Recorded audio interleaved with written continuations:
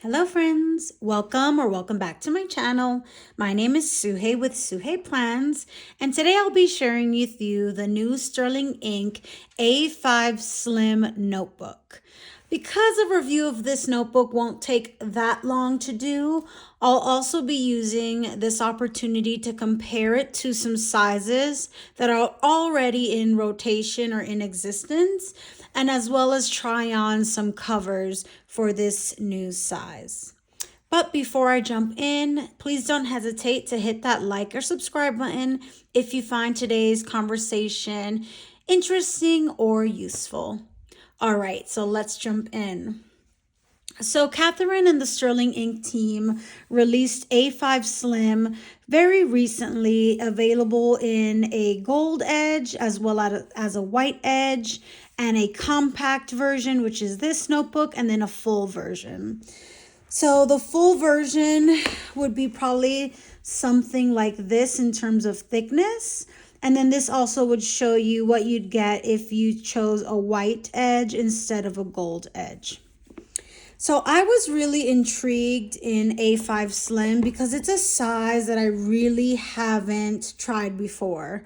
There aren't a lot of planners out there that come in A5 Slim.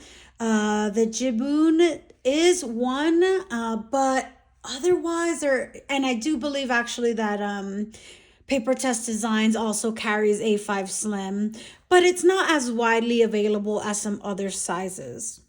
It is my guess, and again, I'm just assuming here, but I'm kind of hypothesizing that Sterling Ink might be coming out with A5 A5 Slim sometime in the near future, because I do find that her notebook releases are often a time for her to do market research on what sizes her community might enjoy having. That seemed to happen with the standard size notebooks not long after standard size planners came out. So I think this would also be great research for myself as well if A5 Slim does become a planner size in the Sterling Ink line. We shall see. So the this is the color Mulberry. It also comes in Onyx, which is a black. It's a really beautiful, like deep purple, very royal and elegant feeling. And I just really like the combination of the purple with the gold edging. The notebooks have grid. I forget the exact millimeter. I want to say it's under 4. It's under 4 millimeters. And the pages are numbered in the bottom corner. And you do have 4 dots along the sides of the page to kind of help you split the page into 4 even quadrants, which I think is really, really handy. All it is blank grid, cover to cover, and we have 267, my bad, pages. I'm sorry, nope, 269 pages with grid to use in this blank notebook. And that's pretty much it. It's very floppy, very floppy. And it has a really, really nice soft cover. There's not a lot of texture to it. It does feel nice and soft and floppy. You can kind of hear that. So that feels really nice. So to compare I have a standard size, which is the N1 for Sterling Ink. As well as a traditional A5. This is an undated common planner. And I did think it was nice to be able to share books that I haven't used before so that they feel nice and fresh and a fair comparison with this brand new notebook. So let's start with the A5. All right, so the A5 Slim and the regular A5 are the same height. Same height, but what you have is a difference in the width. So there is, and let me move these covers out of the way as well. There is the slight difference between A5 and A5 Slim.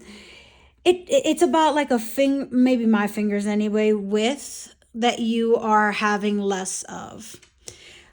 that's not a big deal in I think in the grander scheme of things.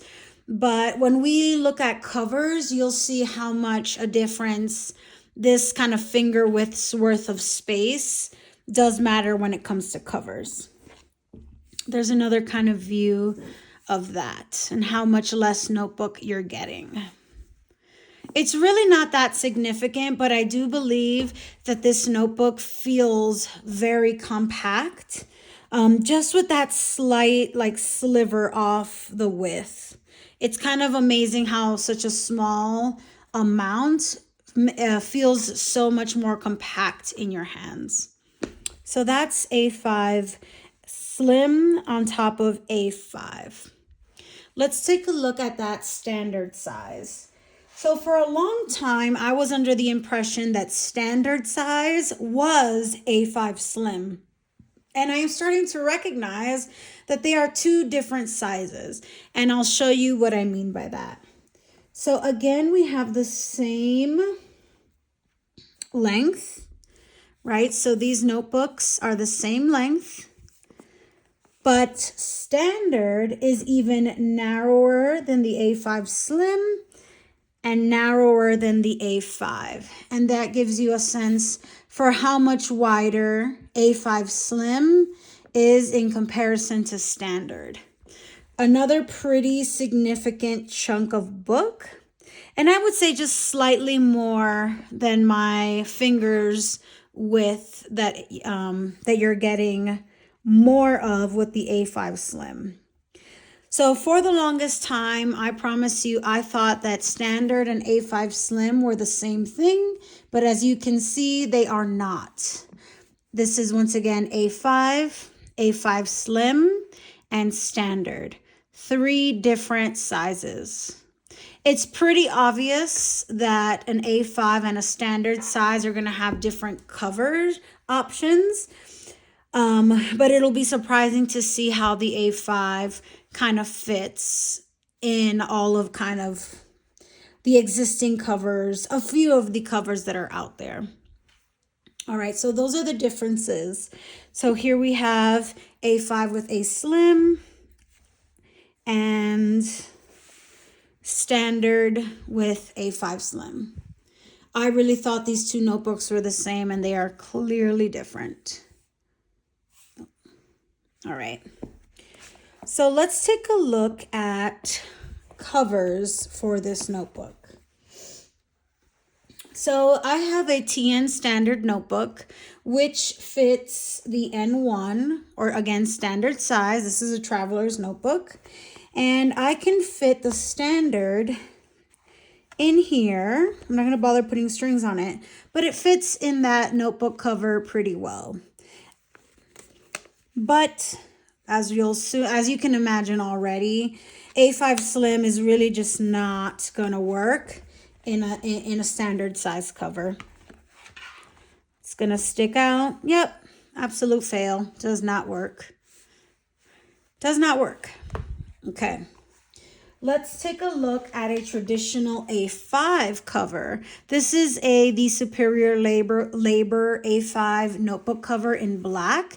Really simple, not a lot going on, very, very simple. But what's interesting is if you look at the right hand flap, it pretty much fits perfectly in that flap. Same with the left hand flap here of the cover.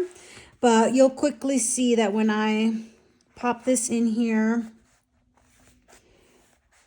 it's just that extra inch fingers width of planner really makes a difference. And so you're not really going to be able to use any of your existing covers. Even a cover that I find particularly snug, like this one. This cover fits pretty tightly over my A5 notebooks. But even this, the A5 Slim is going to swim in something like this. Yeah, it just does not work. If you are one of those persons who really insists on having a cover on everything, that's really something to think about if you pick up the A5 Slim. Unless you have something in this specific size in your stash, you won't be able to kind of rely on the usual suspects for covers. Because I kind of had a thought that that might be the case, I did pick up and I'm sorry for the glare, but I did pick up the plastic cover that Sterling Ink offers for the A5 Slim. And this is a cover specific for the more compact size notebook. There's a clear cover specifically for A5 Slim in the 300 plus page notebook. So if you do check these covers out, make sure you're, adding to cart appropriately. So let's just try that on so you guys can see. It's very floppy. Just needs it fits perfectly fine. It's just that I needs to work it in a little bit. And there you go. Fits perfectly. Obviously, this clear cover was designed for this notebook. And I don't really have anything in an A5 Slim size in my stash. So it was important for me that I picked up this clear cover for this new notebook. Let's open her up and then take a look at the A5 kind of open to a blank spread, and then the A5 Slim. So I feel like you still get plenty of page with the A5 Slim. But just that little sliver off the side could help really reduce how much waste you have in your notebook. If you're finding that your A5 page is just sometimes more than you need, but you like the larger size, this might be a great alternative. This still feels very roomy. There's still plenty of space here, but it just takes just the slightest bit off the sides, which I think is really interesting. And I would definitely be interested if the A5 Slim came out in a planner in the future. Just like the A5 also comes with dots that allows you to break the page into quadrants. So you're not losing that ability when you're downsizing to the A5 Slim, which I think is really nice as well. I believe, let's see. Yeah, in the standard, the boxes don't quite line up to create that perfect page with 4 quadrants. You have 2 dots at the top, 2 dots at the bottom, and then 1 on the sides. So the A5 Slim still allows you to create that quadrant per page. And I think those are kind of the main differences I'm seeing. You still have the border around each page. I want to say that grid is also very, very similar. Beautiful kind of lay flat binding that you can expect from Sterling Ink. It's really a lovely and a beautiful notebook. And it's really, really floppy. That is one thing. It's really, really floppy, which I know people will like. All right. And so that is kind of my take on the A5 Slim. It is easy to confuse this size with standard, but they are 2 different sizes. And I hope that, if you're not super familiar with this size like I was, that this was helpful in kind of seeing if this might be an in-between size that might really work for folks out there. I am looking forward to just using this notebook in my rotation, and I'm hoping I will have good things to share after I've been using the size for a little while. And you know what? And maybe I find that there really is no difference with the A5 and they are interchangeable. We'll see. Maybe that's the case. Thank you so much for watching, y'all. If you have any questions about anything in this video or the A5 Slim, please don't hesitate to throw it in the chat below. Thank you so much for watching, and I'll see you folks in the next one.